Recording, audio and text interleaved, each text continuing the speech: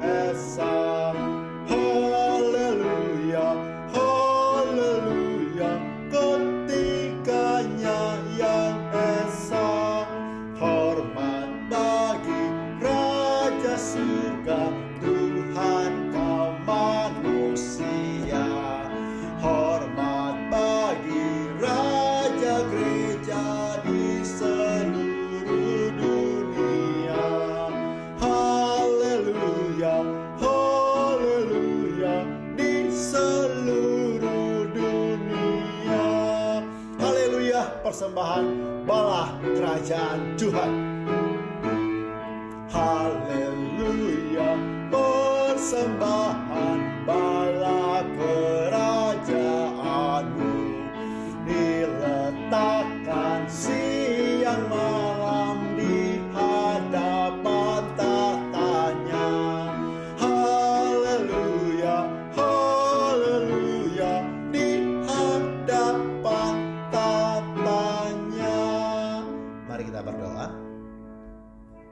Sungguh kami bersyukur ya Tuhan untuk hari ini, ketika kami kembali diingatkan Tuhan untuk panggilan beribadah.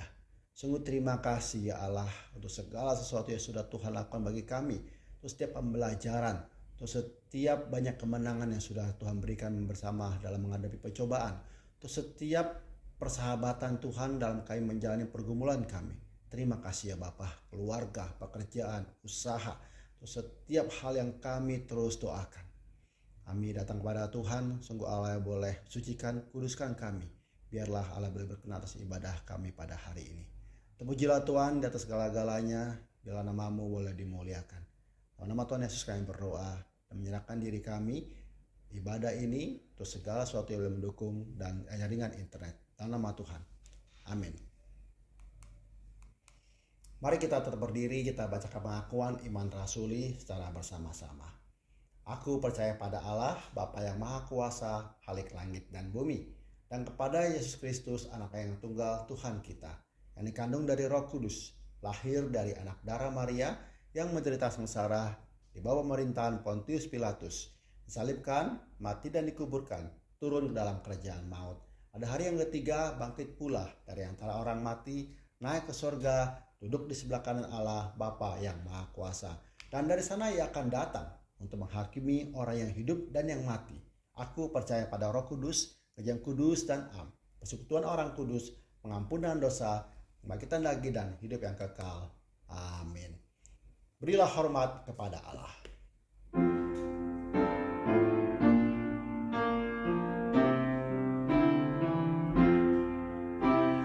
Hormat diberi bagi Bapa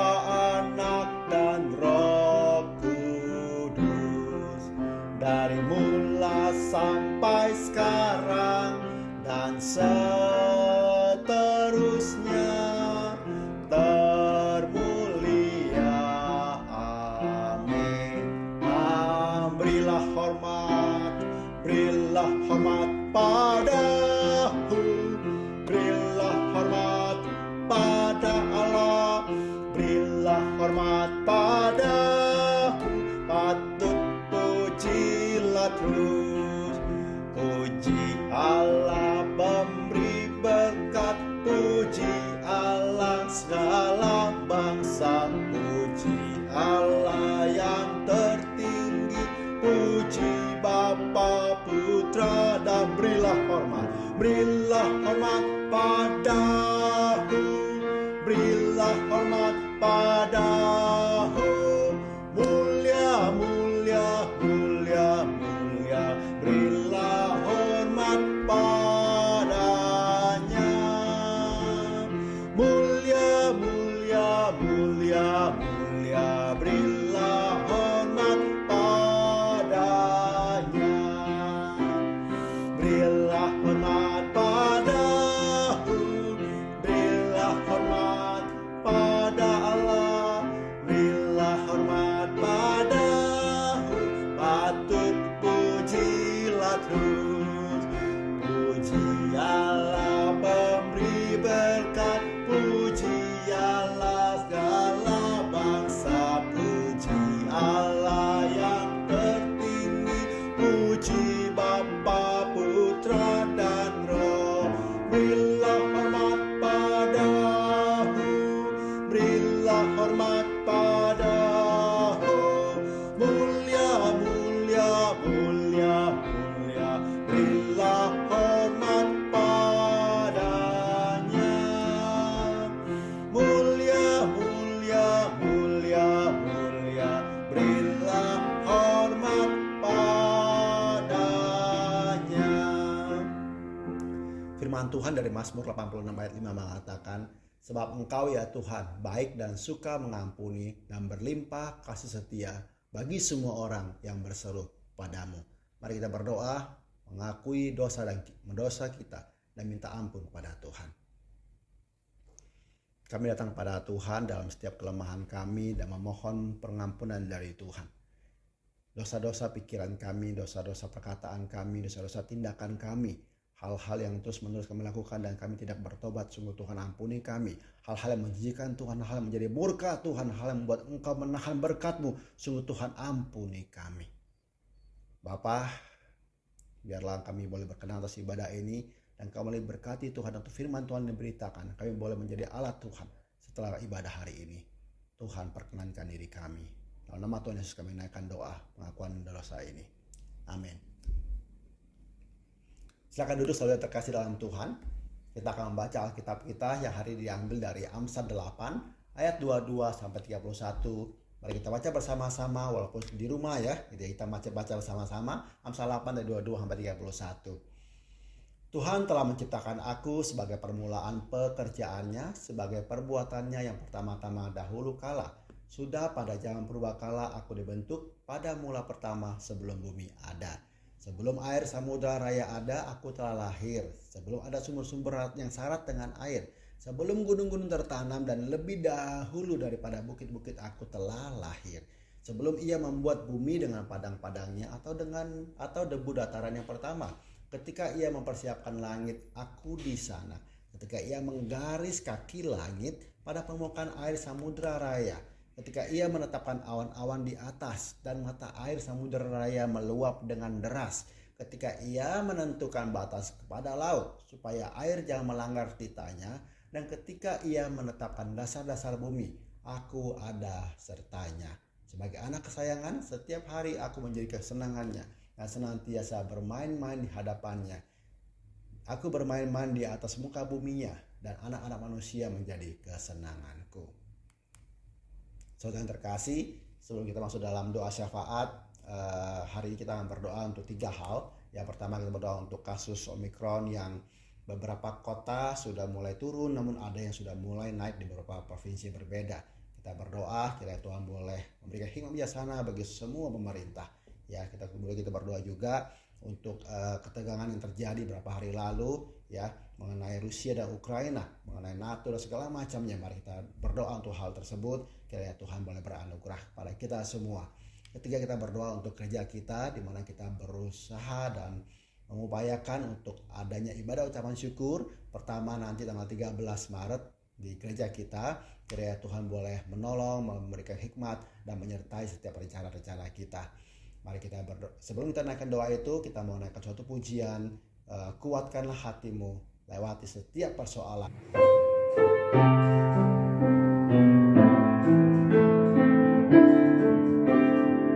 Kuatkanlah hatimu.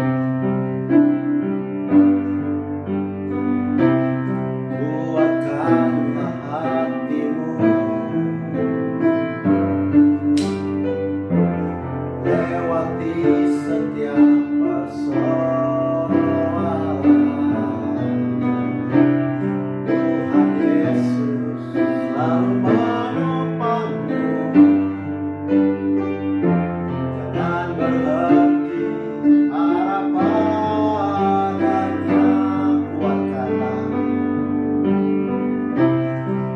Kuatkanlah hatimu lewati setiap persoalan.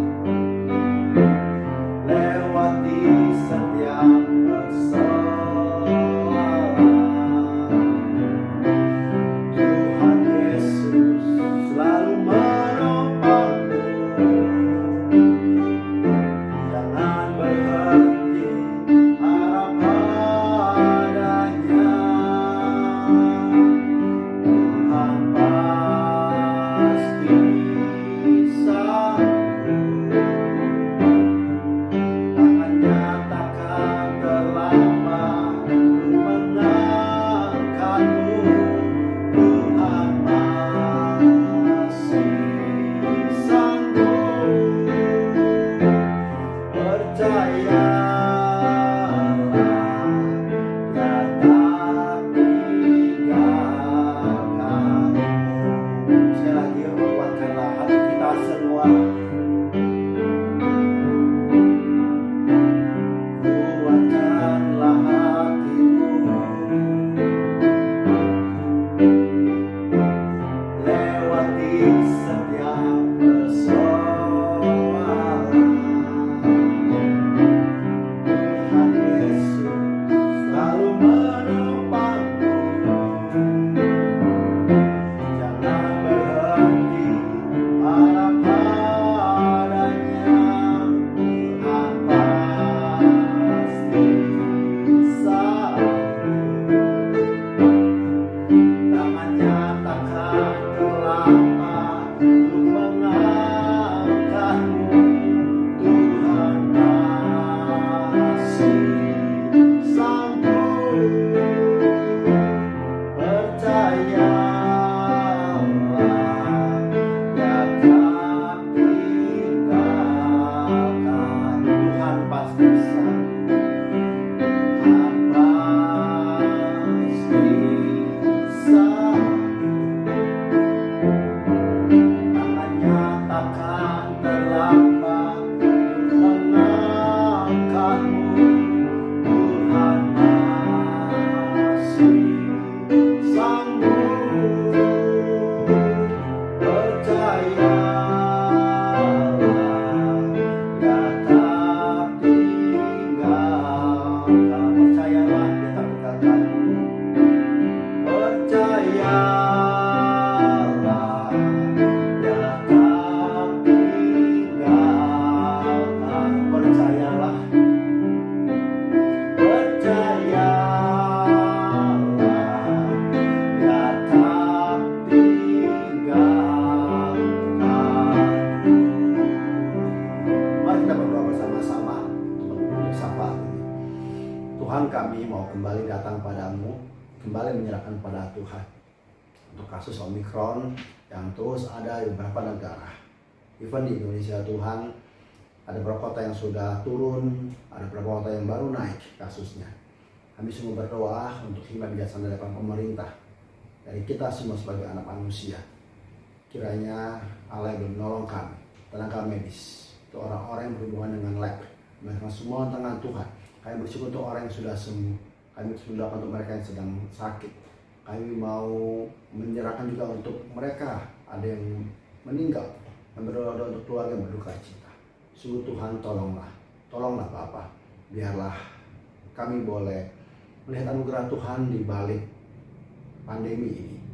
Yang kedua, kami berdoa menyerahkan untuk ketegangan politik yang terjadi di Eropa Timur, berdoa untuk Rusia, Ukraina, dan NATO, dan berdoa Tuhan untuk korban-korban yang sudah jatuh. Kami menyerahkan sungguh damai sejahtera, pengampunan daripada Tuhan, anugerah Bapa, kemurahan hati Tuhan boleh pada mereka semua. Untuk kami semua dunia ini Tuhan, biar kami hidup dalam damai, dalam ekonomi yang tidak bergejolak. Yang sungguh Tuhan, tolong kami semua.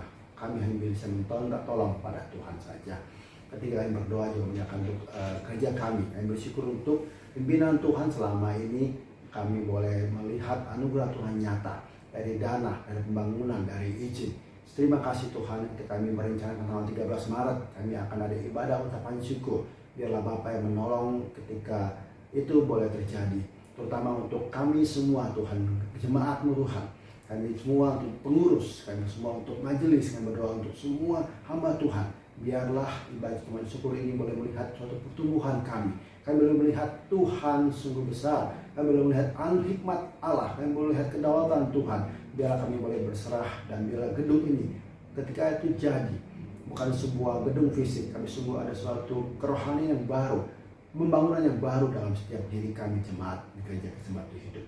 Pujilah Tuhan, kami serahkan semua di tangan Tuhan. Biarlah kehendak-Mu yang jadi, dan biarlah segala kemuliaan hanya bagi Engkau di tempat maha tinggi. Amin. Saudara yang terkasih, mari kita siapkan hati dan pikiran kita dengan firman Tuhan. Atau firman yang indah, firman yang ajaib, firman yang memberi kita hidup yang benar-benar hidup. Mari kita siapkan hati kita. Naikkan lagu pujian tentang firman hidup. Nyanyikan lagu pujian tentang firman hidup. Nyatakanlah keindahan dari firman hidup. Firman hidup dan indah, kuatkanlah imanku. Firman indah, firman ajaib, firman memberi hidup. Firman indah, firman ajaib, firman memberi hidup. Kristus yang telah diurapi memberi firman hidup. Orang berdosa dengarlah suara firman hidup yang memberi kelepasan dan membawa ke surga. Firman indah, firman ajaib, firman memberi hidup. Firman indah, firman ajaib, firman memberi hidup. Firman tersebut juga membawa kita, meminta kita memakan panggilan Injil tentang firman hidup. Bergema panggilan Injil tentang firman hidup, memberikan pengampunan serta kedamaian. Hanya Yesus Juru Selamat menguduskan selamanya.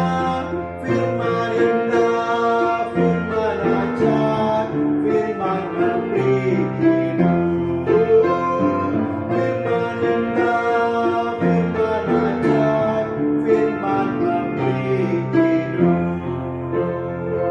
Sungguh firman yang indah, firman yang ajaib, firman yang sungguh memberi hidup, hidup yang lebih hidup, hidup yang benar-benar hidup. Lalu selanjutnya kami silakan pada firman Tuhan.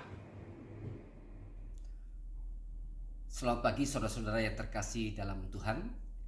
Kembali kita bersama-sama beribadah pada pagi hari ini.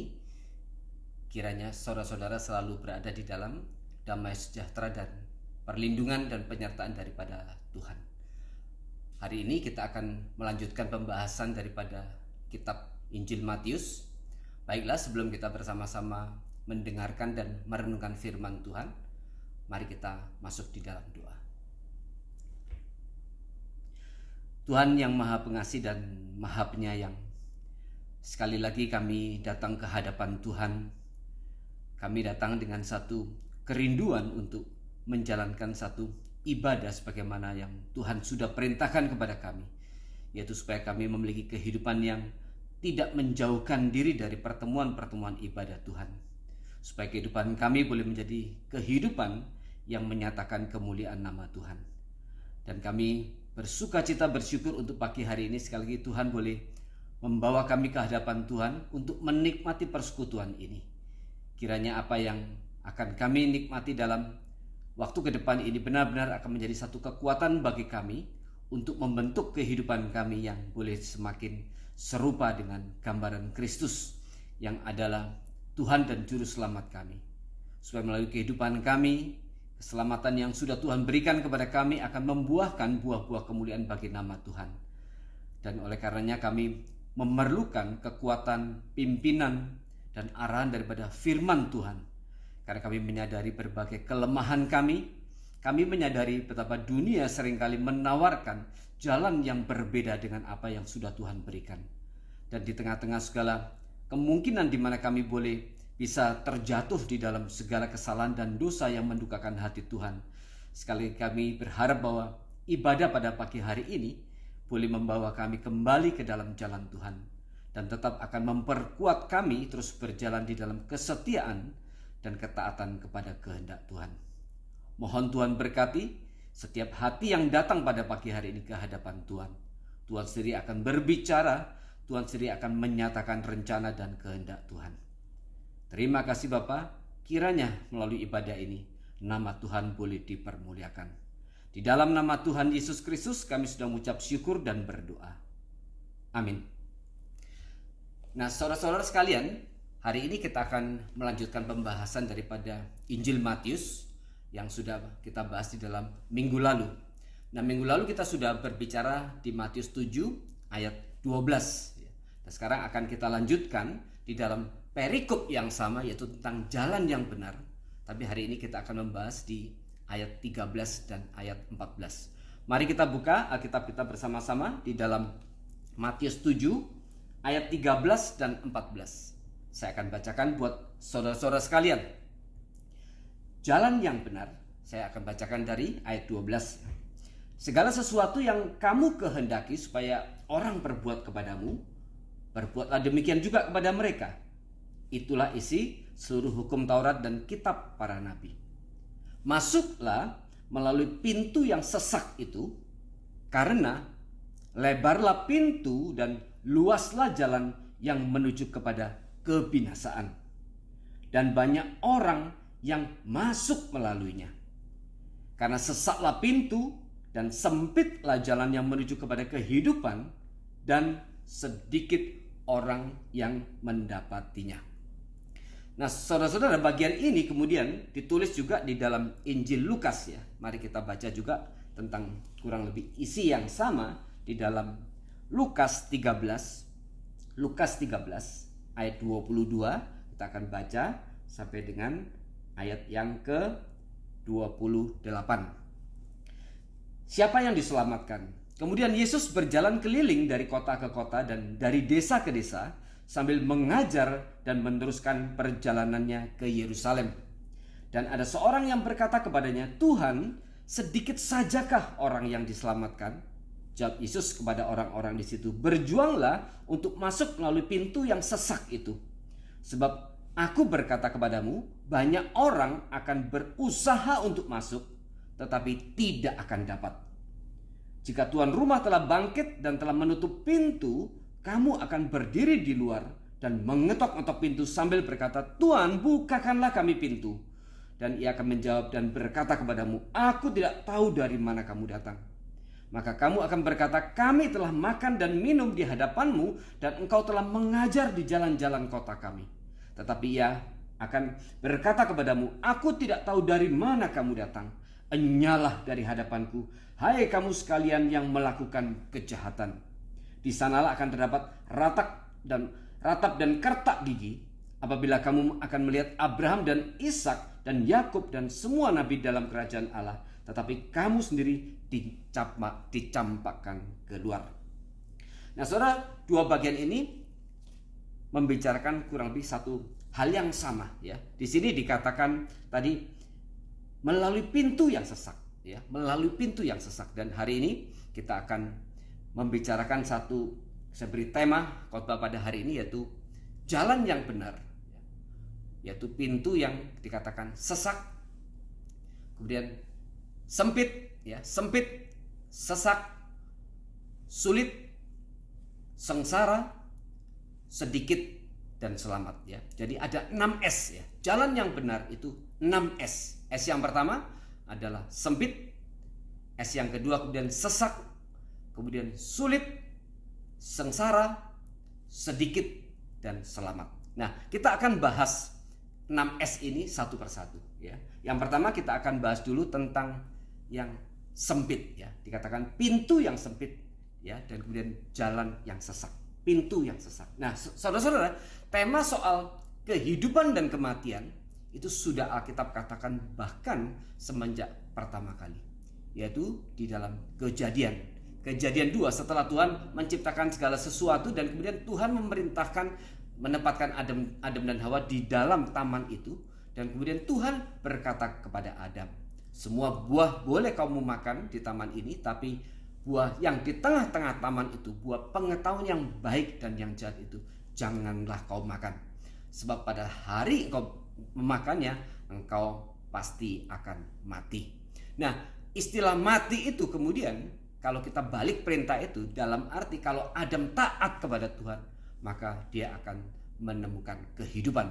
Tetapi jika dia tidak taat, dia akan membawa dirinya di dalam kematian. Nah, soal tema kehidupan dan kematian ini kemudian terus berjalan, ditekankan di dalam perjalanan Alkitab kita. Dan singkat cerita kemudian Adam jatuh dalam dosa dan dia berada di dalam kematian. Dia memilih jalan kematian. Dan kemudian soal kehidupan dan kematian itu berulang-ulang dengan berbagai cara Tuhan terus menyatakan. Misalnya dalam Ulangan, Tuhan berkata kepada Israel, hari ini aku menghadapkan engkau berkat dan kutuk, ya, kehidupan dan kematian.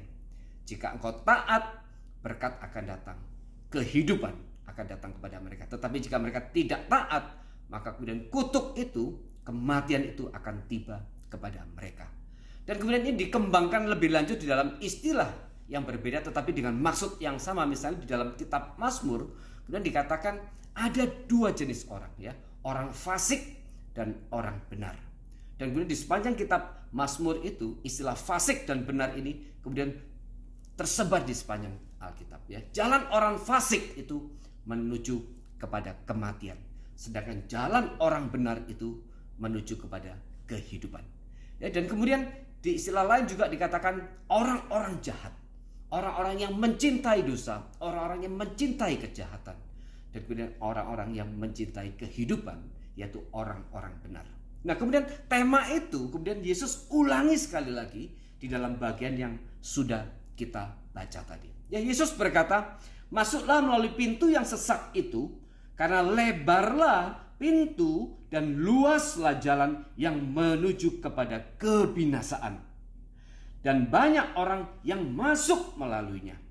Karena sesaklah pintu dan sempitlah jalan yang menuju pada kehidupan, dan sedikit orang yang mendapatinya. Di sini Yesus menegaskan sekali lagi, sebagaimana Alkitab sudah dari awal katakan, yaitu ada 2 jalan di dunia ini. Hanya ada 2 jalan, yaitu jalan kepada kehidupan dan jalan pada kematian. Nah, ini saudara-saudara, ini menegaskan sekali lagi, kalau ada orang yang mengatakan banyak jalan menuju ke rumah, banyak jalan menuju kehidupan, ya, ada sebuah lagu yang mengatakan, ya, semua jalan di dunia menuntunmu ke surga. Saudara, jelas kalimat itu salah. Karena Alkitab, Yesus sendiri berkata hanya ada 2 jalan, yaitu kematian dan kehidupan. Dan kemudian salah juga kalau orang yang mengatakan, kalau dikatakan hanya ada 2 jalan, kematian dan kehidupan, di mana dua jalan ini betul-betul terpisah. Dan Alkitab katakan bukan hanya terpisah, tapi dua jalan ini betul-betul bertolak belakang. Ya. Jalan kematian itu jalan yang ditawarkan oleh dunia. Istilah yang dipakai jalan, yaitu jalan dunia orang yang berdosa. Dunia yang berdosa itu betul-betul bertolak belakang dengan jalan yang menuju keselamatan, yaitu jalan surga. Bukan hanya dia terpisah, ya, tetapi dia bertolak belakang.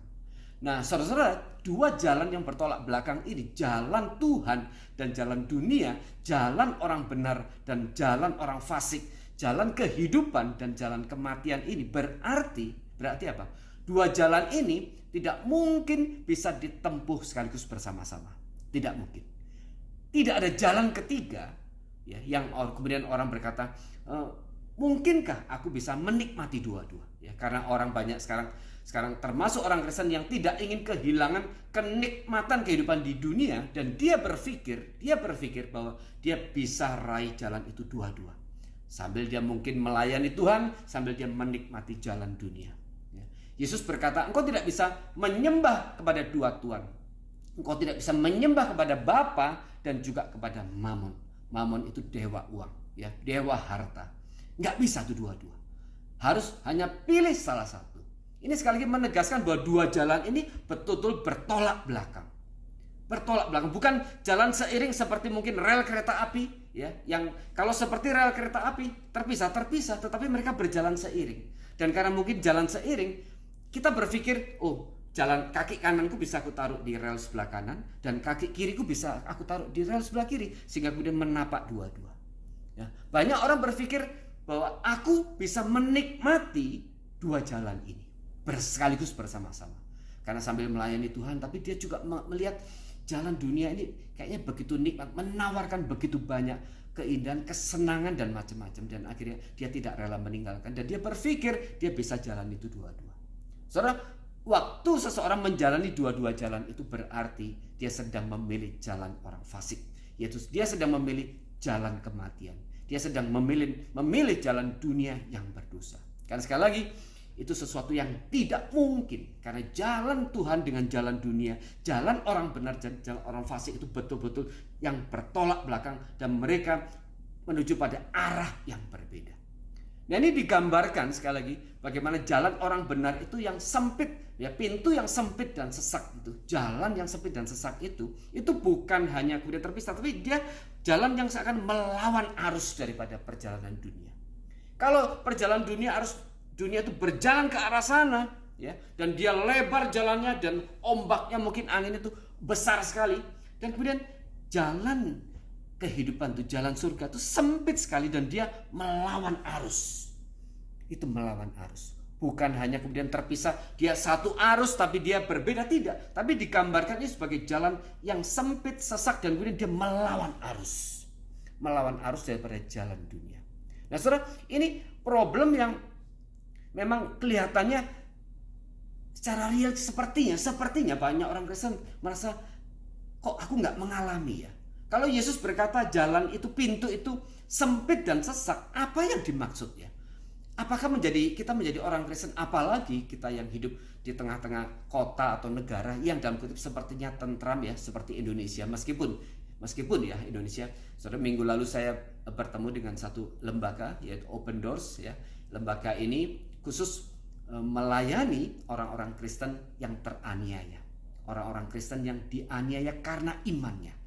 Dan lembaga ini sudah berdiri semenjak tahun 1955, didirikan oleh seorang Belanda, ya, mantan tentara Belanda yang dulu pernah dikirim untuk berperang di Indonesia waktu zaman Perang Dunia Kedua, tapi kemudian dia tertembak kakinya di daerah Kalimantan, dan kemudian dia dikirim kembali ke Semarang. Di situ dia dirawat. Tapi kemudian tidak sembuh-sembuh, terus dia merasa, buat apa aku terlalu lama di Semarang. Kemudian akhirnya dia kembali ke Belanda. Tetapi waktu dia di Semarang itu kemudian dia membaca satu bagian daripada Alkitab di Wahyu 3 ayat 12 kalau tidak salah. Di situ kemudian dia merasa ada panggilan yang Tuhan berikan kepada dia, yaitu khususnya bagaimana dia akan harus membagi Alkitab kepada orang-orang Kristen di negara komunis di Eropa Timur. Dan kemudian dia kembali lagi ke Belanda dan dia berdoa, dan akhirnya dia wujudkan mimpinya itu. Dia menerobos penjagaan daripada tentara-tentara komunis di Eropa Timur, khususnya negara pertama yang dia datangi adalah Polandia. Kemudian dia membawa Alkitab itu di dalam sebuah mobil VW Kodok ya. Di bagasinya itu dipenuhi dengan segala Alkitab, dan waktu dia menuju ke perbatasan itu dia berdoa, Tuhan, jangan celikkan mata tentara-tentara komunis itu supaya mereka tidak melihat Alkitab yang aku bawa. Dan di bagasi mobil itu penuh sekali dengan Alkitab. Dan dia berdoa sesaat sebelum dia sampai kepada pintu perbatasan di mana dia harus diperiksa oleh tentara komunis Polandia. Dia berdoa begitu. Tuhan, jikalau di Alkitab dikatakan engkau mencelikkan mata orang, tapi kali ini tolong Tuhan jangan celikkan mata pasukan-pasukan Polandia, tentara Polandia itu, supaya mereka tidak melihat Alkitab yang saya bawa. Karena kalau mereka melihat Alkitab itu, maka kemudian hukuman mati akan diberikan kepada ini. Namanya Brother Andrew kalau nggak salah, Joseph atau Andrew. Kemudian singkat cerita akhirnya diperiksa mobilnya, dan luar biasa, tentara-tentara itu sekian banyak, tidak satupun yang melihat Alkitab itu. Padahal mereka buka bagasinya, mereka periksa mobil itu dengan sangat teliti, dan beberapa tentara, mereka tidak melihat Alkitab segitu banyak. Dan akhirnya dia bagikan kepada orang-orang Kristen di negara Polandia. Dan kemudian organisasi ini berkembang, dan sekarang sudah lebih daripada 50 negara di seluruh dunia. Dan kemudian ada satu hasil yang mengejutkan saya waktu dia mengatakan Indonesia hari ini di peringkat ke-28. Mereka mengeluarkan list 50 negara yang menganiaya orang Kristen di seluruh dunia. Hari ini nomor 1 Afghanistan, nomor 2 Korea Utara. China kurang lebih nomor 14 atau nomor 15. Indonesia 2 tahun lalu nomor 49. Tapi tahun ini melejit ke nomor 28. Karena kemarin ada kasus di PD di mana ada 4 orang Kristen yang kemudian terbunuh. Nah, saudara, tapi secara umum Indonesia, Jakarta sepertinya aman-aman saja ya. Kita tidak mengalami satu kendala yang terlalu besar yang kita bisa hadapi dengan menjadi orang Kristen di kota Jakarta ini. Jadi mungkin kalimat Yesus ini kita akan agak sulit mengerti. Tetapi kalimat ini sangat bisa dipahami oleh saudara-saudara kita yang mengalami penganiayaan yang sangat besar. Misalnya di Afghanistan, misalnya di Korea Utara. Di Korea Utara saya baca kemarin reportnya ada 70.000 orang Kristen yang hari ini dipenjara. Karena apa? Karena iman Kristen mereka. Di Afghanistan begitu seseorang ketahuan dia beriman Kristus, kebanyakan langsung ditangkap dan langsung dibunuh. Maka di dalam konteks orang-orang Kristen di mana mereka dianiaya, maka kalimat yang Yesus ucapkan ini menjadi begitu real di hadapan mereka. Tetapi apakah ini juga tidak real bagi kita yang sekarang sedang mengalami satu kondisi yang nyaman di Jakarta? Nanti kita akan lihat pergumulan yang sebenarnya kita hadapi. Nah, di sini Yesus berkata, pintu itu sesak. Ya, pintu yang menuju kehidupan itu sesak ya, dan kemudian sempit. Apa yang dimaksud sesak dan sempit? Saudara, di bagian lain Yesus berkata, akulah pintu. Di dalam perumpamaan gembala dan domba itu. Yang tidak masuk melalui pintu dia pasti pencuri. Tapi yang masuk melalui pintu, yaitu melalui Kristus ya, dia dikenal oleh domba-domba itu. Karena domba mengenal suara daripada gembala. Yesus berkata, akulah pintu. Dan yang dimaksud di sini pintu yang sempit dan sesak itu. Ya, di dalam konteks hari itu, di dalam ucapan Yesus itu, waktu itu Yesus berkata, ini masih bagian daripada khotbah di bukit ya.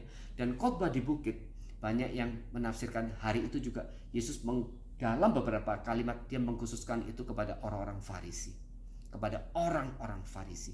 Dan kemudian dia mengatakan itu jalan yang sempit dan sesak itu. Karena hari itu banyak orang Yahudi yang terjatuh dalam kesalahan yang sama, yaitu mereka berpikir bahwa dengan perbuatan mereka untuk mentaati hukum Taurat, maka kemudian pintu itu akan terbuka lebar-lebar buat mereka untuk masuk di dalam kehidupan. Yesus berkata, no, jalan itu sempit. Maka kemudian pada waktu Yesus memberikan satu pengajaran yang berbeda dengan apa yang selama ini orang Yahudi saat itu pahami tentang hukum Taurat, tentang jalan keselamatan. Di situ kemudian terasa bahwa jalan itu sempit. Dan mereka merasa pengajaran Yesus berbeda sekali dengan apa yang sudah mereka terima, sehingga mereka sulit menerima. Maka kemudian di bagian lain, seorang murid Yesus berkata, Guru, apa yang kau ajarkan itu akan menjadi batu sandungan buat orang-orang Farisi. Nah, di dalam konteks inilah kemudian kalimat ini diucapkan. Ya, mari kita lihat di 1 Korintus 1 ayat 23. 1 Korintus 1 ayat 23. Supaya kita bisa mendapat bayangan konteks waktu itu, yaitu waktu kalimat ini diucapkan oleh Yesus. 1 Korintus 1 ayat 23. Saya bacakan buat saudara sekalian. Saya bacakan dari ayat 22. Orang-orang Yahudi menghendaki tanda dan orang-orang Yunani mencari hikmat. Tetapi kami memberitakan Kristus yang disalibkan. Untuk orang-orang Yahudi suatu batu sandungan, dan untuk orang-orang bukan Yahudi suatu kebodohan. Dikatakan untuk orang-orang Yahudi pengajaran Yesus itu, Kristus yang disalib itu, berita Injil itu menjadi satu batu sandungan. Kenapa batu sandungan? Karena berbeda sekali dengan apa yang sudah mereka terima daripada pengajaran rabi-rabi mereka yang sudah mereka terima ratusan bahkan ribuan tahun. Karena mereka salah menafsirkan, salah memahami hukum Taurat. Jadi waktu Yesus memberitakan satu berita salib bahwa Mesias itu harus menderita, maka kemudian mereka merasa ini ajaran tidak sesuai dengan apa yang sudah mereka terima dari nenek moyang mereka. Sehingga mereka kemudian menolak pengajaran Yesus. Bagi orang Yahudi ini batu sandungan. Tetapi buat orang Yunani, ya, orang non Yahudi saat itu, orang-orang non Yahudi, orang Yunani saat itu sangat mereka gemar dengan filsafat. Zaman Yesus, filsafat Yunani mencapai puncaknya. Dan waktu mereka mendengarkan berita tentang salib, mereka mengatakan ini kebodohan. Ini satu kebodohan. Maka suatu saat ketika Paulus kemudian melayani di Athena dan dia kemudian mengajarkan berita tentang salib Kristus dan kebangkitan, kemudian Paulus ditertawakan. Dan kemudian mereka berkata, apa pula yang dikatakan si peleter ini? Mereka menggunakan istilah si peleter dalam arti yang diucapkan oleh Paulus hari itu berita Injil kematian dan kebangkitan Kristus. Buat orang-orang Yunani yang hari itu sudah dicekoki oleh filsafat-filsafat yang begitu tinggi daripada Socrates, Plato, Aristotle dan semua filsuf yang lain daripada Yunani saat itu, mereka menganggap berita tentang Kristus, berita Injil itu kebodohan. Saudara lihat, bagi orang Yahudi batu sandungan. Bagi orang Yunani yang hari itu dikuasai oleh filsafat, berita Kristus adalah berita tentang kebodohan dan mereka kemudian mentertawakan Paulus. Saudara, ini yang dikatakan oleh Yesus saat itu. Pintu itu sempit dan sesak. Karena sulit dipercaya oleh mereka. Karena hari itu orang Yahudi sudah terjebak dalam satu pengajaran yang salah. Sehingga kemudian kita lihat di dalam pelayanan Yesus yang percaya sedikit sekali. Itu dikatakan pintu itu sempit dan sesak. Karena perkara dunia memberikan satu penawaran pengajaran yang berbeda. Nah, itu di dalam konteks saat itu. Jalan itu menjadi sempit dan sesak. Tetapi sebenarnya di dalam konteks hari ini, apakah jalan itu kita masih merasakan sempit dan sesak? Saudara, pengajaran Yesus itu, kita yang sudah pernah coba terus ingin berusaha setia dan taat kepada Tuhan, kita ingin yang terus dengan sungguh-sungguh mengalami satu transformasi dalam kehidupan kita, di mana firman itu bisa merubah kehidupan kita supaya semakin hari semakin mirip dengan Kristus. Kita yang terus coba bertekun untuk membaca Alkitab setiap hari, berdoa setia dalam pelayanan, konsisten dalam pelayanan, kita kemudian mengerti bahwa jalan yang Yesus tawarkan itu memang sempit dan sesak dan itu tidak mudah. Di tengah-tengah gempuran daripada dunia yang menawarkan kita begitu banyak kesenangan, dunia yang menawarkan kepada kita begitu banyak kenikmatan, dunia yang menawarkan kepada kita untuk satu orientasi hidup yang mengarah kepada misalnya kekayaan, harta, kesenangan dan sebagainya, maka kemudian perjuangan kita untuk terus boleh menjadi semakin serupa dengan Kristus setiap hari di dalam pikiran kita, ucapan kita, tindakan kita, itu bukan perjuangan yang mudah. Itu bukan hal yang mudah. Sehingga kemudian kita, orang Kristen, seringkali kemudian sama dengan kisah hidup daripada orang-orang Israel, yaitu hidup kita diwarnai dengan berbagai kejatuhan-kejatuhan kita di dalam jalan Tuhan. Kita kemudian terjatuh dalam ketidaksetiaan dan ketidaktaatan berulang. Maka kita yang sungguh-sungguh ingin terus berada di dalam jalan Tuhan, kita bisa memahami kalimat Yesus ini. Bahwa pintu kehidupan, pintu keselamatan itu sempit dan kemudian sesak. Tidak selebar jalan yang diberikan oleh dunia. Dunia menawarkan kita begitu banyak hal. Dan sebenarnya kalau kita mau mengabaikan apa yang Yesus ajarkan, mengabaikan jalan keselamatan, mengabaikan yang diajarkan Alkitab, kita bisa menikmati segala hal yang ditawarkan oleh dunia. Nggak perlu pusing-pusing ya. Kalau kita seorang businessman, nggak usah pusing-pusing mikirin mau nyuap, mau nggak pokoknya yang penting sukses, yang penting untung, dapat profit ya. Kita bisa melakukan segala cara. Dan juga mungkin kalau kita menjadi seorang pengacara atau menjadi seorang politikus, nggak usah pusing-pusing, mau menang kasus, suap saja hakimnya, selesai perkara ya. Itu jalan yang mudah. Yesus berkata, Karena lebarlah pintu dan luaslah jalan yang menuju kepada kebinasaan, dan banyak orang yang masuk melaluinya. Saudara, jalan keselamatan, jalan kehidupan itu jalan yang tidak mudah. Kita hari ini hidup di tengah-tengah dunia yang masih di dalam keadaan berdosa, dunia yang berdosa. Ini tidak mudah. Dan ini Yesus katakan jalan itu, pintu itu memang sempit ya, dan kemudian sesak. Apa yang bikin sesak? Karena sempitnya itu, ya, sempit, dan kemudian sedikit orang, tetapi sedikit orang itu sudah cukup untuk membuatnya seperti jalan yang sesak. Ya. Ini bukan hal yang mudah untuk kita betul-betul bisa menjadi pengikut Kristus. Tetapi kalau kita hanya sekedar menjadi pengikut Kristus yang asal-asalan, pengikut Kristus ya pokoknya asal-asal Kristen, itu gampang sekali. Ya, itu bukan hal yang sulit sekali. Kita mungkin menjadi orang Kristen ya yang berpikir yang penting pokoknya ya aku kebaktian seminggu sekali cukup ya. Masa bodohlah dengan misalnya persekutuan doa, masa bodohlah dengan pelayanan, masa bodohlah dengan ya kita mau baca Alkitab setiap hari, masa bodoh dengan hal yang lain. Yang penting pokoknya aku ke gereja ya, aku persembahan, selesai. Ya.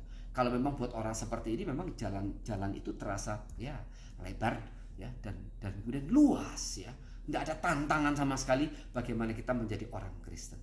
Tetapi kalau kita betul-betul menjadi orang Kristen yang sungguh-sungguh dan ingin betul-betul mematuhi setiap apa yang Tuhan perintahkan sebagaimana sudah Alkitab catat, maka kita akan merasakan jalan itu memang sempit dan kemudian sesak. Nah, saudara, sempit dan sesak ini dalam konteks waktu itu juga digambarkan. Hari itu kalau kita masuk ke sebuah kota, ya di situ ada dua gerbang, gerbang utama, gerbang besar. Dan kemudian gerbang yang kecil, pintu yang kecil itu ada lagi yang lain, pintu yang kecil. Gerbang yang besar, pintu yang besar itu dilewati oleh orang-orang yang dalam kutip orang-orang yang memiliki status sosial, status ekonomi yang tinggi, ya, orang kaya, bangsawan itu melalui situ. Dan jalan pintu yang sempit itu untuk jalan-jalan daripada rakyat jelata, orang miskin, budak, ya, mereka jalannya melalui pintu yang kecil itu. Dalam arti pengertian jalan yang pintu dan jalan yang lebar dan luas itu dan kemudian dibandingkan pintu yang sempit dan sesak itu bisa dimengerti sebagai yang satu jalan kemuliaan, yang satu jalan penderitaan. Kalau orang ingin mendapatkan mulia daripada dunia, maka dia akan melalui jalan yang lebar itu dan luas itu. Tetapi waktu orang memilih untuk jalan penderitaan ya, maka dia melalui pintu yang sempit dan sesak itu. Jalan di mana kemudian dia menolak segala apa yang ditawarkan oleh dunia, pintu yang kecil dan sempit dan sesak itu. Dan dalam konteks kota saat itu bisa dipahami dalam itu. Satu memilih jalan mulia tetapi berdasarkan mulia dunia. Tetapi yang satu lagi pintu yang sempit dan sesak itu, jalan para orang miskin, jalan orang buangan, jalan para hamba, orang berdosa dan rakyat jelata. Ya, di situ jalan yang sama sekali tidak mulia. Tetapi di sini ada jalan di mana kemudian Tuhan memberikan kehidupan. Nah, saudara, jalan mana yang kita pilih? Yang ketiga, kemudian dikatakan selain sempit sesak, kemudian jalan itu juga jalan sulit. Ya, tadi saya katakan orang betul-betul ingin bersungguh-sungguh melayani Tuhan, sungguh-sungguh ingin mengasihi Tuhan, itu bukan hal yang mudah. Dan kita merasakan perjuangan kita untuk terus boleh bertumbuh di hadapan Tuhan, perjuangan kita untuk terus boleh dipakai oleh Tuhan, perjuangan kita untuk terus dengan setia dan tekun konsisten menjalankan tugas dan panggilan kita, itu sungguh-sungguh tidak mudah. Dan banyak orang-orang Kristen saudara kita yang mengalami kesulitan itu. Nah, sebagaimana tadi saya katakan, di 50 negara yang penganiayaan orang Kristen itu betul-betul jalan itu tidak mudah. Dan misalnya di dalam konteks negara sendiri, misalnya seorang Kristen yang kemudian memilih menjadi seorang politikus, ya, itu tidak mudah. Di tengah-tengah praktek di mana politik itu dijalankan dipenuhi dengan segala KKN korupsi, ya, kolusi, nepotisme, dan kemudian seorang Kristen masuk di tengah dunia politik itu dan kemudian dia berjuang sesuai dengan apa yang di prinsip-prinsip Alkitab, itu tidak mudah. Apalagi kemudian mereka-mereka yang menjalankan profesi dalam bidang hukum, pengacara, hakim dan sebagainya, betul-betul itu jalan yang tidak mudah, itu jalan yang sulit. Dan kesulitan ini juga mungkin yang kita juga hadapi setiap hari. Misalnya di dalam kesulitan kita, misalnya orang yang betul-betul secara finansial dia tidak dalam arti tidak cukup dalam kehidupan sehari-hari, bahkan mungkin untuk kebutuhan keluarganya pun tidak cukup. Tapi kemudian di depan dia Tuhan hadirkan kepada dia banyak pekerjaan Tuhan yang memerlukan banyak dukungan. Itu pun bukan hal yang mudah. bagaimana kita bisa menyisihkan uang kita di tengah-tengah kekurangan kita untuk pekerjaan Tuhan. Itu bukan hal yang mudah. Dan ini kemudian yang menjadi satu yang Yesus puji, yaitu persembahan janda miskin itu. Dia mempersembahkan apa yang dia miliki seluruhnya, yaitu dua mata uang itu. Waktu dia persembahkan semuanya, hari itu dia tidak makan, dia harus berpuasa. Di tengah-tengah kekurangannya, dia masih terpikir untuk memberikan kepada Tuhan. Dan dia tidak hanya memberikan sebagian, dia berikan semuanya. Ada pengorbanan yang dia berikan untuk menyatakan kasih kepada Tuhan. Itu juga kita hadapi setiap hari. Khususnya bagi kita-kita yang mengalami dalam kutip kesulitan di dalam soal finansial. Itu bukan hal yang mudah juga. Termasuk kita untuk setia, untuk membaca Alkitab setiap hari, itu pun bukan hal yang mudah. Ya. Hari ini kita ada 2 kelompok dalam jemaat kita yang membaca Alkitab setiap hari. Di Komsel Couple kami sudah membaca Alkitab 1 Alkitab penuh. Dan sekarang mulai lagi dari awal. Ya. Hari ini kami sudah sampai di Injil Lukas. Dan kemudian dengan anak-anak pretin dan tin kami sudah sampai di kitab Samuel. Ya. Dari mulai Matius sampai dengan Samuel. Itu pun tidak mudah. Kita setiap hari baca 3 pasal, setiap hari 3 pasal, itu pun tidak mudah. Ini perjalanan yang sulit. Yang keempat, yang keempat yaitu sengsara. Nah, sengsara, sebagaimana tadi saya katakan, di banyak negara, di 50 negara yang di-list oleh Open Doors itu, di situ kebanyakan orang-orang Kristen yang hidupnya teraniaya. Yang ancamannya adalah kematian. Yang ancamannya adalah hukuman penjara. Itu tidak mudah. Tidak mudah. Tetapi apakah kita yang hidup di Jakarta, di Indonesia juga tidak mengalami sengsara itu? Saudara, satu sisi kita mengalami kesengsaraan dalam kutip secara rohani. Dalam arti apa? Dalam arti kemudian Alkitab mengajarkan kepada kita untuk tidak hidup misalnya menuruti segala keinginan daging kita, segala keinginan nafsu kita. Misalnya kita yang setiap hari dihadapkan pada satu lingkungan yang tidak baik. Dan kemudian kita bisa melihat bagaimana orang sekitar kita dalam kutip menikmati hidup di dalam kesenangan, tetapi dalam keberdosaan. Itu pun satu peperangan rohani bagi kita. Itu satu sisi, ada satu penderitaan, kesengsaraan yang harus kita alami. Para pengusaha-pengusaha Kristen yang bersikukuh, aku tidak mau menyuap. Aku tidak mau menyuap. Itu pun dia menjalani satu konteks penderitaan dan kesengsaraan tersendiri. Meskipun itu bukan bentuk penganiayaan secara fisik, ya kita tidak dipenjara karena iman kita tidak dibunuh karena iman kita, tetapi ada perjuangan-perjuangan dalam kehidupan kita di mana kita mau berbeda dengan orang-orang lain. Itu pun satu kesulitan, kesengsaraan, penderitaan yang kita alami di dalam satu sisi, yaitu penderitaan secara rohani. Itu kita alami semua. Karena dunia menawarkan berbagai hal yang berbeda. Tetapi terlebih kesengsaraan secara fisik itu kesengsaraan yang betul-betul luar biasa dan itu real dihadapi oleh saudara kita di 50 negara ini. Kalau saya baca list daripada 50 negara itu, ya kebanyakan mayoritas daripada 50 negara yang menganiaya orang Kristen adalah kebanyakan negara-negara Islam. Dan ada beberapa negara-negara komunis. Saudara, waktu itu saya komentar ya, waktu bertemu dengan teman-teman dari Open Doors, saya bilang, waduh, ini ternyata masalah antara Ismail dengan Ishak itu belum selesai sampai hari ini. Karena ternyata yang menganiaya orang-orang Kristen kebanyakan daripada orang-orang negara-negara Muslim. Ya, Afghanistan itu sekarang dikuasai oleh Taliban, yaitu Islam garis keras. Dan mereka betul-betul anti terhadap kekristenan. Saudara, penderitaan, kesengsaraan itu kita alami setiap hari. Dan Yesus berkata, engkau ikut aku, sangkal diri dan pikul salib, bayar harga. Ya, sangkal diri, pikul salib dan bayar harga. Dan bagaimana tantangan setiap orang Kristen itu pasti ada, meskipun di dalam cara dan konteks yang berbeda-beda.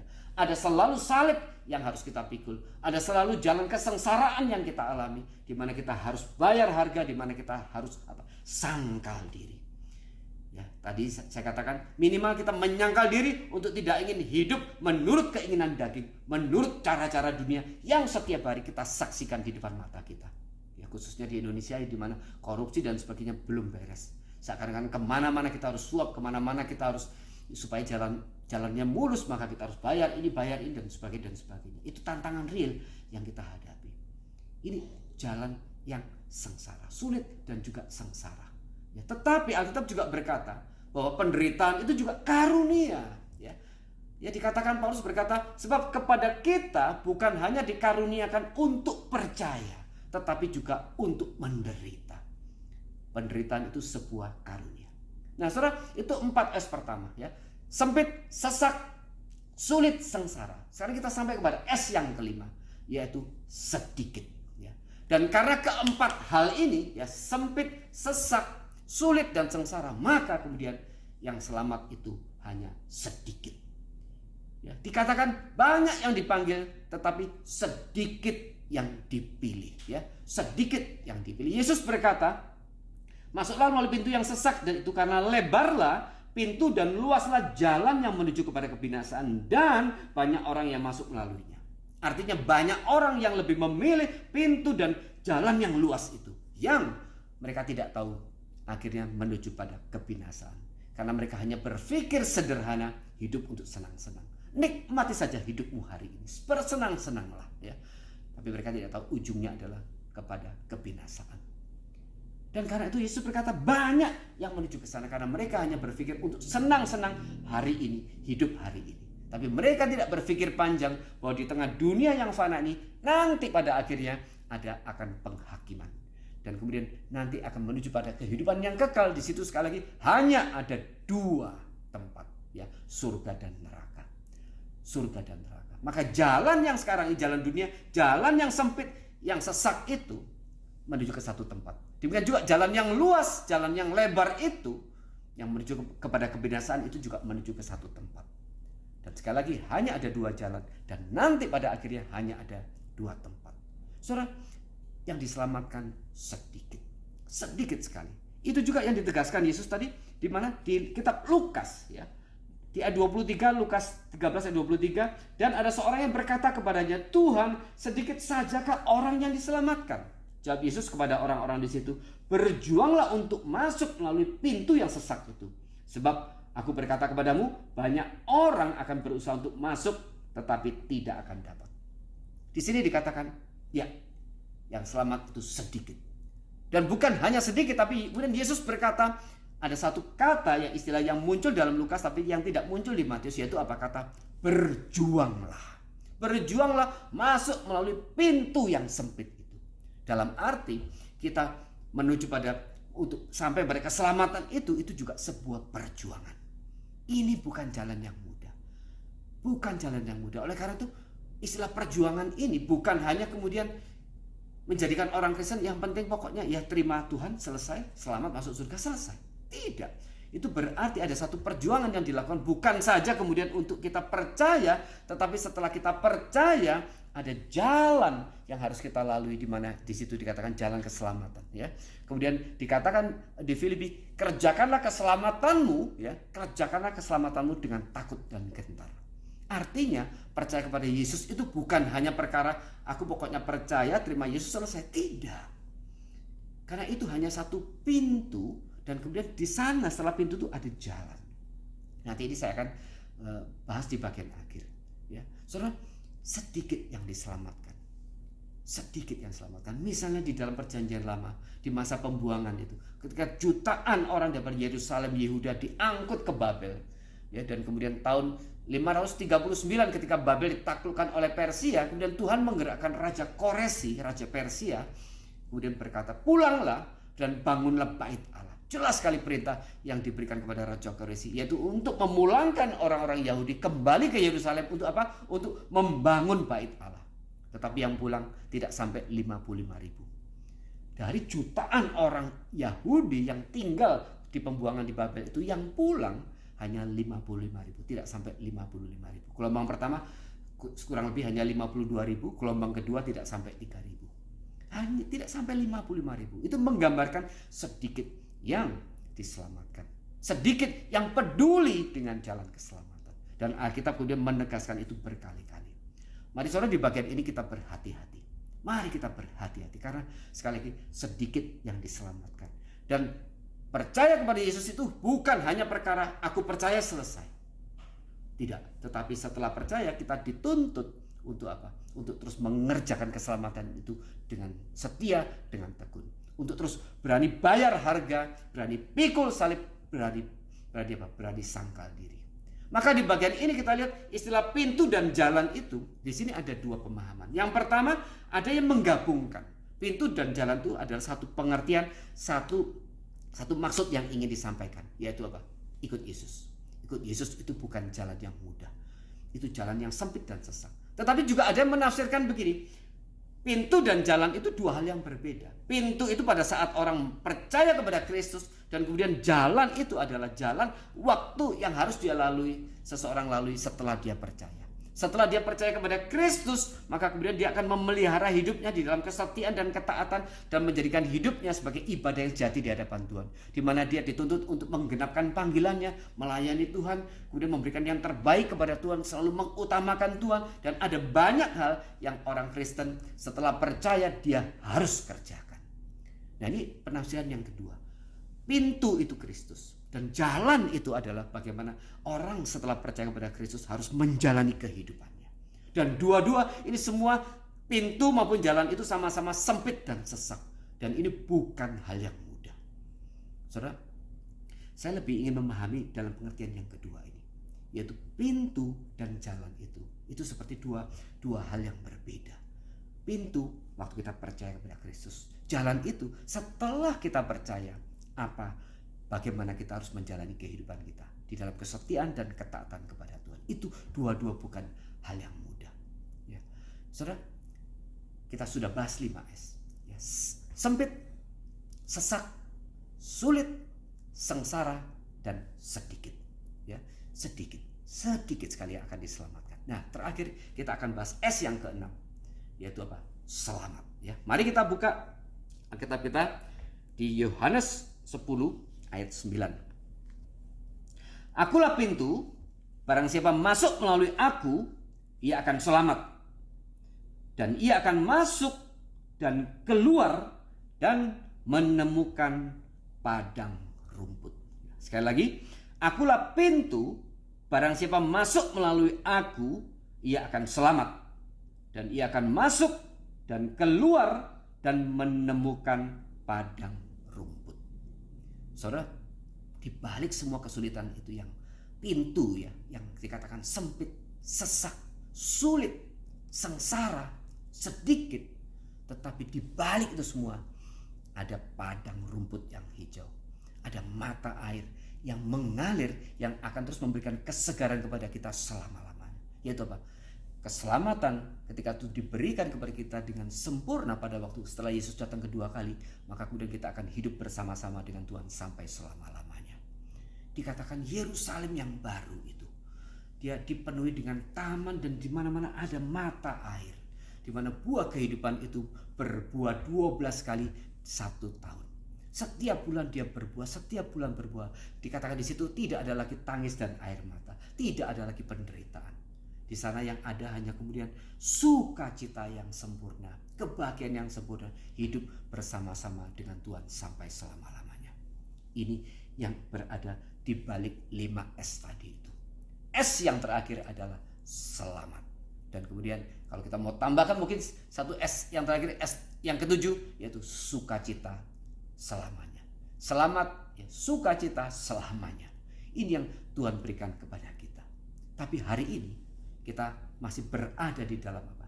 Pintu dan jalan yang sempit, sesak, ya, sulit, sengsara, dan sedikit itu. Dan ini saudara menegaskan sekali lagi, ya, maka kita bisa melihat melalui bagian ini yang Yesus katakan sendiri, pintu yang sempit dan sesak, yang sulit, yang sengsara, yang sedikit itu sudah pasti bukan satu pintu yang memberikan kepada kita segala apa janji-janji berkat-berkat Tuhan sebagaimana banyak diajarkan hari ini. Ikut Tuhan, engkau akan, hidupmu akan sukses, ya, hidupmu akan, bisnismu akan lancar, ya, engkau akan selalu sehat, ya, engkau selalu akan diberkati, dan berkat yang membuat kita kemudian bisa dalam kutip hidup bahagia selama di dunia ini. Saudara, kita lihat ajaran itu berbeda sekali dengan apa yang Yesus katakan di bagian ini. Ya, sempit, sesak, ya, sulit, sengsara, sedikit. Itu bukan jalan yang ditawarkan oleh berbagai macam teologi yang hari ini mengajarkan salah. Teologi kemakmuran, teologi sukses yang mengatakan ikut Tuhan, engkau akan diberkati, engkau akan kaya raya, engkau akan bahagia, sehat jasmani, engkau bisnismu lancar, kesehatanmu baik, dan engkau akan diberkati. Itu jalan yang Yesus justru katakan apa? Jalan yang luas dan lebar itu. Tetapi itu menuju pada kebinasaan. Saudara, jalan yang ditawarkan tadi itu jalan yang menjadikan diri sendiri sebagai sentral, sebagai pusat. Dan oleh karena itu banyak orang akhirnya tanpa sadari dia tertipu oleh ajaran yang salah. Dan kemudian dia karena mengutamakan diri sendiri, ingin diberkati, ingin usahanya lancar, ingin kesehatannya selalu baik, dan ingin selalu diberkati. Hidup yang mengarah berpusat kepada diri sendiri dan bukan berpusat kepada Tuhan. Tapi yang berpusat kepada Kristus, berpusat kepada Tuhan, jalan itu dikatakan sempit, sulit, ya, sengsara, ya, dan kemudian sesak. Itu jalan yang tidak mudah. Mari saudara, hari ini kita kembali merenungkan kita sekarang berada di jalan yang mana. Berbahagialah engkau jika engkau berada di jalan yang sempit, sesak, sulit, sengsara, dan sedikit itu. Berbahagialah engkau. Tetapi jika kemudian kita berada di dalam jalan yang luas dan lebar itu, yang menuju pada kebinasaan, hati-hati, celakalah kita yang berada di dalam jalan itu. Saudara, sekali lagi saya akhiri bagian ini dengan mengatakan hanya ada 2 jalan di dunia ini. Tidak banyak, tidak lebih, tidak banyak, hanya ada 2. Jalan kehidupan dan jalan kematian. Jalan menuju kepada surga dan jalan menuju neraka. Jalan yang menuju kehidupan dan jalan menuju ke surga itu yaitu jalan satu-satunya, yaitu melalui Kristus. Di luar Kristus tidak ada pintu yang lain yang akan membawa kita pada kehidupan. Tetapi pintu ini, jalan ini sempit dan sesak, dan kemudian dia melawan arus, yaitu arus daripada dunia yang menuju ke sana. Arus yang begitu besar, begitu lebar, yang mungkin bisa memberikan kepada kita sukacita, kedagingan, dengan pelampiasan segala hawa nafsu kita selama hidup di dunia, tapi ujungnya adalah kebinasaan. Tetapi jalan kehidupan itu melawan arus jalan dunia, dan kemudian dia kecil, sempit, dan sesak. Dan itu bernama jalan pintu Yesus. Saudara, pastikan kita semua berada di jalan yang ini. Jalan yang sempit dan sesak, yaitu jalan yang bernama pintu Yesus itu. Satu-satunya pintu, tidak ada pintu yang lain. Bahwa kita harus mengalami begitu banyak kesulitan, kesengsaraan, penderitaan, menyangkal diri, pikul salib, bayar harga ikut Yesus. Tapi semua kesulitan itu dikatakan tidak bisa dibandingkan dengan segala sukacita yang akan kita terima nanti. Di balik pintu itu ada S yang ke-6, S ke-7, dan S ke-8. Yaitu selamat membawa kita pada sukacita sampai selama-lamanya. Mari kita pastikan kita berada di dalam jalan ini. Yang pintu yang sempit dan sesak itu bernama jalan dan pintu Yesus Kristus. Satu-satunya jalan menuju keselamatan. Tidak ada yang lain. Kiranya Tuhan memberkati saudara-saudara sekalian. Mari kita tutup dalam doa. Tuhan, terima kasih Bapak untuk firman pada pagi hari ini. Mengingatkan sekali kepada kami betapa anugerah yang terbesar, yaitu keselamatan yang sudah Tuhan berikan kepada kami, itu menuntut satu respon dan tanggung jawab yang harus kami berikan kepada Tuhan. Pintu dan jalan ini memang sempit dan sesak, tetapi kami ingin terus menjalannya dalam kesetiaan dan ketaatan, bukan berdasarkan kekuatan dari kami sendiri. Karena kami menyadari kami adalah lemah, kami yang penuh dengan dosa. Tetapi kami bersyukur oleh karena sekali lagi Tuhan sudah memberikan kepada kami Roh Kudus yang menyertai kami setiap saat, setiap detik, tidak pernah meninggalkan kami. Juga firman Tuhan, juga saudara-saudara seiman yang terus boleh menjadi kekuatan bagi kami untuk terus kami boleh setia dan taat, untuk terus bayar harga, sangkal diri, pikul salib, untuk terus berjalan di dalam jalan yang sempit dan sesak ini, jalan yang melawan arus daripada jalan dunia. Tetapi kami percaya dan kami mau menjalannya dengan satu sukacita. Karena meskipun segala sengsara, segala sulit boleh kami hadapi hari ini, tapi di balik semuanya itu ada satu selamat, ada satu sukacita yang sampai selama-lamanya akan kami nikmati. Kiranya kami terus bertekun di dalam panggilan kami, mengerjakan pekerjaan Tuhan. Sambil berada di dalam sempit itu, kami terus ingin memuliakan Tuhan, memberikan hidup yang terbaik kepada Tuhan, memberikan apa yang kami miliki, harta kami, uang kami, waktu kami, kesehatan kami, sebagai persembahan bagi Tuhan. Dan kami mau terus bertekun untuk terus mengerjakan tugas dan panggilan Tuhan, mengutamakan Tuhan di dalam kehidupan kami sehari-hari, mengasihi Tuhan lebih daripada segala hal yang kami miliki, supaya kehidupan kami boleh menjadi satu kehidupan yang betul-betul memuliakan nama Tuhan. Dan Tuhan boleh memakai kami sebagai alat bagi perluasan kerajaan Tuhan di muka bumi ini selama kami hidup. Kami mau serahkan setiap jemaat Tuhan di tempat ini. Tuhan berkati, Tuhan sertai. Kami rindu gereja ini boleh menjadi gereja yang menjadi berkat yang besar, di mana setiap jemaat di sini boleh menjadi berkat yang besar bagi kerajaan Allah. Tuhan akan gerakkan mereka, Tuhan akan pertumbuhkan mereka, sehingga mereka boleh semakin mengasihi Tuhan, mereka boleh semakin mengutamakan Tuhan di dalam kehidupan mereka. Meskipun banyak kesulitan, banyak penderitaan yang harus mereka alami karena iman di dalam Kristus, tapi kami semua boleh menjalannya dengan satu sukacita. Karena Tuhan tidak pernah meninggalkan kami, dan Tuhan sudah memberikan janji bahwa segala hal terindah Tuhan akan berikan kepada kami ketika kami nanti menikmati hidup selama-lamanya bersama dengan Tuhan. Terima kasih Bapa. Di dalam nama Tuhan Yesus Kristus kami sudah mengucap syukur dan berdoa. Amin. Terima kasih untuk firman Tuhan sudah diberitakan. Mari jemaat kita meresponi firman Tuhan. Kita mengucap syukur atas segala sesuatu yang Tuhan berikan bagi kita. Kita memberikan persembahan dan kita akan pujian ini. Syukur kami atas rahmat, kasih, dan karunia.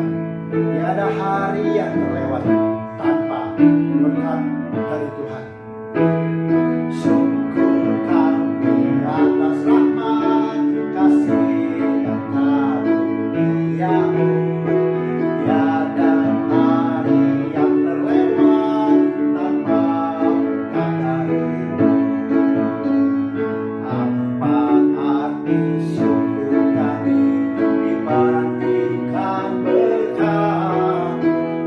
Semua harta milik kami hanya daripada-Mu. Persembahan kami tidak berarti bagi-Mu, namun ini syukur kami bagi kerajaan. Sekali lagi yuk. Syukur kami atas rahmat, kasih, dan karunia-Mu. Tiada hari yang terlewat tanpa berkat dari-Mu. Apa arti syukur kami dibandingkan berkat-Mu? Semua harta milik kami hanya daripada-Mu.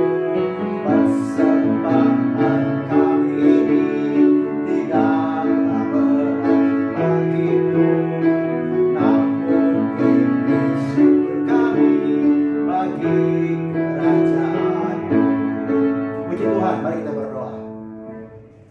Kami mengucap syukur untuk setiap keluarga, untuk setiap pimpinan Tuhan, untuk setiap apapun yang Tuhan izinkan terjadi dalam hidup kami. Biarlah ketika firman Tuhan membawa kami, untuk kami boleh memilih Tuhan, untuk kami boleh mengingat anugerah Tuhan, untuk kami melihat sungguh Tuhan menunggu kami terus melakukan pekerjaan Tuhan. Biarlah ucapan syukur ini boleh menolong kami, untuk kami bawa diri kami lebih dekat kepada Tuhan. Sungguh Bapa, Engkau pakailah persembahan ini kemuliaan Tuhan, pekerjaan Tuhan di gereja Kismat Tuhan Hidup. Kami menaikkan doa dalam nama Tuhan Yesus. Amin. Tuhan terkasih, ketika tadi firman Tuhan mengatakan, ya ada jalan yang kecil, ada jalan yang sempit. Mari, mana yang kita pilih? Ya, kedua lagu yang sangat indah, bahwa aku tak mau jadi raja dunia, di bawah kuasa dosa. Hanya Yesus yang kupilih, bukan dunia, bukan kemewahannya. Sering kita takut, kita kehilangan harta, kita kehilangan posisi jabatan, kita mentoleransi iman kita. Tuhan murka atas itu. Mari kita merespon firman Tuhan, kita mengambil komitmen dan kita memohon pimpinan Tuhan. Tuhan, Engkau yang kupilih, bukan harta, bukan mulia dunia ini.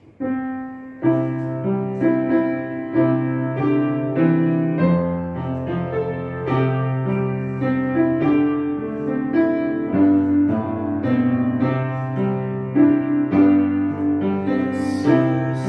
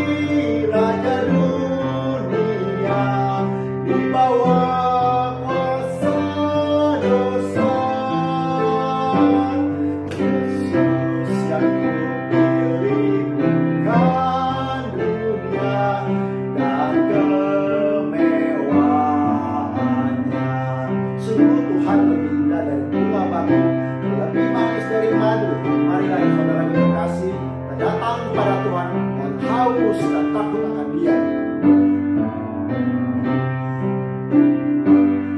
Tuhan lebih indah dari aku, lebih manis daripada madu.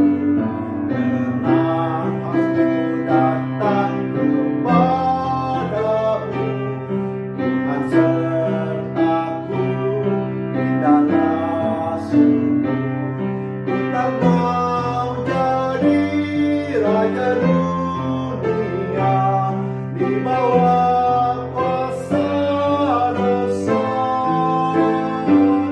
Yesus yang kupilih bukan dunia sekemewahannya. Biarlah ini doa kita dan biarlah Tuhan boleh menolong kita semua. Kita akan bersiapkan hati kita menerima berkat Tuhan yang akan dibawakan oleh hamba-Nya. Mari saudara-saudara, kita akhiri ibadah pada pagi hari ini. Saya undang saudara untuk bangkit berdiri dan kita akan menerima doa berkat. Sidang jemaat yang dikasihi Tuhan, arahkan hati dan hidupmu, bukalah hati dan hidupmu untuk menerima berkat daripada Tuhan. Kiranya kasih, sukacita, dan damai sejahtera yang dari Allah Bapa, keselamatan yang dari Allah Anak yaitu Yesus Kristus sebagai satu-satunya pintu dan jalan keselamatan, penyertaan, kekuatan, dan penghiburan dari Allah Roh Kudus hari ini berkat dari Allah Bapa, Allah Anak, dan Allah Roh Kudus turun dan tercurah atas kita semua, menyertai kita, mendampingi kita sampai kita bertemu dengan Tuhan muka dengan muka. Amin. Doksologi.